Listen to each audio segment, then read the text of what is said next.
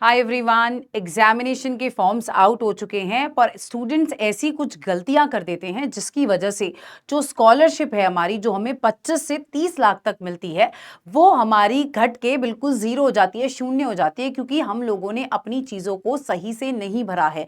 बहुत मिस्टेक्स ऐसी होती हैं मेरे स्टूडेंट्स के साथ, बाकी टीचर्स के स्टूडेंट्स के साथ।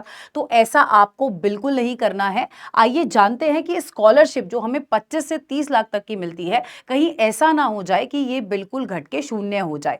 देखो, करेक्शन विंडो का पहले ही इस बार आपको पूरा का पूरा चीजें बता दी गई थी और आपका जो करेक्शन विंडो है वो 22 मई को खुल जाएगा और ये करेक्शन विंडो 24 मई तक ओपन रहता है। पर करेक्शन विंडो का मतलब ये नहीं होता कि आप जो भी करेक्ट करना चाहते हैं वो करेक्ट हो जाएगा। देखिए, यूजीसी की तरफ से आपको एक गाइडलाइन आती है जिसमें अगर आपने आधार के साथ अगर वेरीफाई किया है तो पहले की गाइडलाइन कि आपको क्या कर सकते हैं कि आपके कैंडिडेट का जो नेम है उसमें कोई चेंज अलाउड नहीं है। जेंडर में, फोटो में, सिग्नेचर में, मोबाइल नंबर में, ईमेल एड्रेस में और एड्रेसेस में कोई भी चेंज अलाउड नहीं होता है। इसी तरीके से आप किस में चेंज कर सकते हैं? अपनी डेट ऑफ बर्थ में, कैटेगरी में, फादर्स नेम, मदर्स नेम में आप इसमें चेंजेस को कर सकते हैं।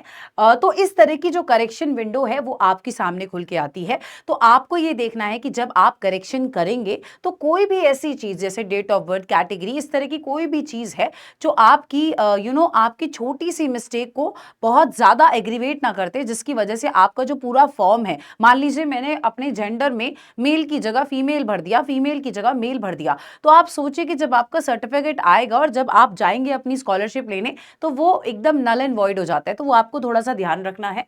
दूसरी चीज है कि देखिए, पब्लिक नोटिस आया था 7/5 को, उसमें साफ साफ तौर पे कहा गया है कि कैंडिडेट को अपना नाम, फादर का नाम, मदर का नाम, सोशल कैटेगरी, पीडब्ल्यू का स्टेटस और जो भी सब्जेक्ट वो ऑप्ट करते हैं, यहां तक कि जो आपके एग्जामिनेशन सेंटर है, इन सबको आपको बहुत अच्छी तरीके से पहले ही जांच पड़ताल कर लेनी है।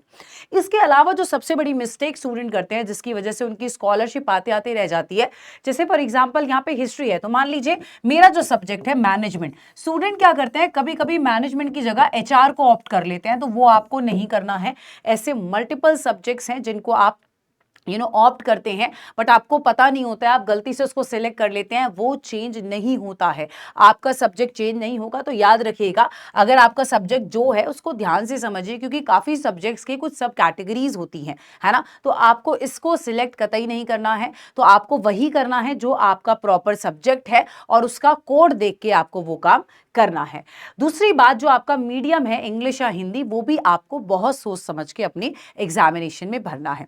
आगे अगर हम देखें तो अगर अप्लाई फॉर जो हमारा चलता है, मान लीजिए कि आप जेआरएफ के लिए एलिजिबल हैं बट आपने जेआरएफ टिक नहीं किया है ना, तो काम नहीं बनेगा। आपको जेआरएफ टिक करना पड़ेगा, आपको जेआरएफ वाले बॉक्स पे जाके ये चीजें टिक करनी पड़ती हैं, वरना आपका काम नहीं होता है। तो अगर आप जेआरएफ भरना चाहते हैं तो आपको जेआरएफ भरना पड़ेगा। ऐसा नहीं है कि आपके मार्क्स आ गए, मान लीजिए मेरे सब्जेक्ट की कट ऑफ 220 है तो आपके 220 हो गए हैं और आपके मार्क्स आ गए 220, बट आपने जेआरएफ तो सिलेक्ट ही नहीं किया था। अगर आपने सिलेक्ट नहीं किया है तो आप उसके लिए एलिजिबल नहीं हो पाएंगे, आप उसको क्वालिफाई नहीं कर पाएंगे, आप असिस्टेंट प्रोफेसर तक ही बन जाएंगे। एक और मिस्टेक जो स्टूडेंट करते हैं वो ये है कि वो पीएचडी ओनली पे कभी कभी स्टूडेंट्स क्लिक कर देते हैं, तो वो भी आपको नहीं करना है। ध्यान से रहिएगा, जो आपको सिलेक्ट करना है, अगर आपको तीनों करना है, आप एज क्राइटेरिया में फॉलो होते हैं, तो जेआरएफ, असिस्टेंट प्रोफेसर और पीएचडी आपको तीनों करनी पड़ेगी। एक और बात बहुत इंपॉर्टेंट है, आपको पता है ये जो फेलोशिप है ये बहुत ज्यादा हमें मिलती है। पहले जेआरएफ मिलता है हमें, फिर वो 2 साल बाद एसआरएफ में कन्वर्ट हो जाता है। तो ये जो पूरी आपको पैसे मिल रहे हैं उसका जो कभी कभी होता है ना कि आप लोगों को अपने मार्क्स को इतना ज्यादा ऊपर रखना है कि कहीं ऐसा ना हो जाए कि आप लोगों के मार्क्स जो हैं वो फॉल शॉर्ट कर जाए। अच्छा, जेआरएफ में फेलोशिप के अलावा कुछ और भी ऐसे फेलोशिप हैं, जैसे national fellowship for SC students, national fellowship for OBC and person with disabilities. तो अगर कभी कभी आप लोग इन फेलोशिप को भी ऑप्ट करना चाहते हैं तो आपको अपने मार्क्स को उस कट ऑफ लेवल तक लाना पड़ेगा। इतने अच्छे आपको अपने मार्क्स करने पड़ेंगे कि आप जो भी फेलोशिप ऑप्ट करना चाहें आप उस फेलोशिप को ऑप्ट कर सकते हैं। देखिए एग्जामिनेशन आउट हो चुका है।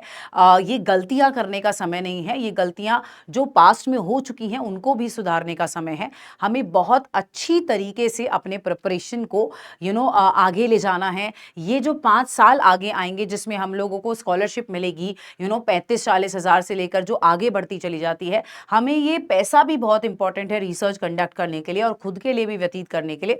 तो इसलिए आपको याद रखना है कि अगर आप जेआरएफ को एम कर रहे हैं, ये छोटी छोटी गलतियां आप लोगों को रेस में काफी पीछे कर देती हैं, है ना। तो ये छोटी छोटी गलतियां हैं जिसमें आप बहुत सारी गलतियां, जैसे डॉक्यूमेंट्स हो गया, इन सब का आपको ध्यान रखना है, इन सब की लिस्ट आपको पता होनी चाहिए। बहुत सारी वीडियोस टेक्स्ट बुक पे इस तरीके की आपको मिल जाएंगी जहां पे आपको कोई भी मिस्टेक करने का हम लोग मौका नहीं देते हैं, है ना। इस तरह की सारी अपडेट के लिए आपको टेक्स्ट बुक के साथ जुड़े रहना है। चैनल को अभी के अभी सब्सक्राइब कर लीजिए और चैनल जो है आपका बहुत इंपॉर्टेंट है क्योंकि ये आपको सारी अपडेट देता है सो दैट आप मिस आउट ना कर जाएं।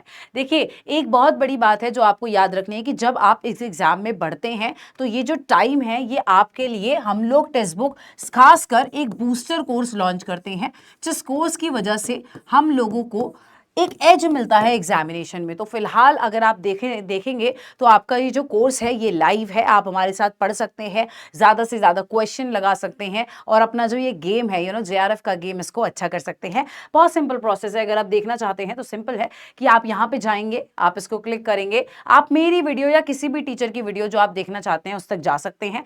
उस पर जाइए, उसके नीचे मोर पे क्लिक करिए डिस्क्रिप्शन में, और उसको करने के बाद आपको क्या करना है, आपको स्पेशल ऑफर पे क्लिक करना है। जब आप स्पेशल ऑफर पे क्लिक करते हैं तो आपके सामने एक विंडो खुल के आती है टेक्स्ट बुक सुपर कोचिंग की, एंड ये जो विंडो है ये आपको बताती है कि देखिए आपका प्राइस है, खासकर इस टाइम हमारा बूस्टर आ चुका है, उसके अलावा आपके पास यहाँ पे 1 मंथ का सब्सक्रिप्शन भी मिलता है। अगर आप चाहते हैं कि अपने फेवरेट टीचर से पर्टिकुलर सब्जेक्ट से पढ़ना, तो 1 मंथ के सब्सक्रिप्शन में आप आराम से उनसे पढ़ सकते हैं। बट रुकिए, ये प्राइस आपको पे नहीं करना है, आपको यहाँ जाना है और अप्लाई कूपन में अपना अप्लाई करना है सब्जेक्ट वाइज। तो अगर मान लीजिए कि अगर आप मेरा कूपन कोड अप्लाई करते हैं विच इज कैप्स में YOGITA योग्यता YO, बस आपको ये काम कैप्स में करना है, ये चीज आपको ध्यान रखनी है, GITA, जस्ट अ सेकेंड। और उसके बाद आपका ये जो प्राइस है दैट विल ड्रॉप डाउन, आपका प्राइस कम होके हो जाएगा 1749।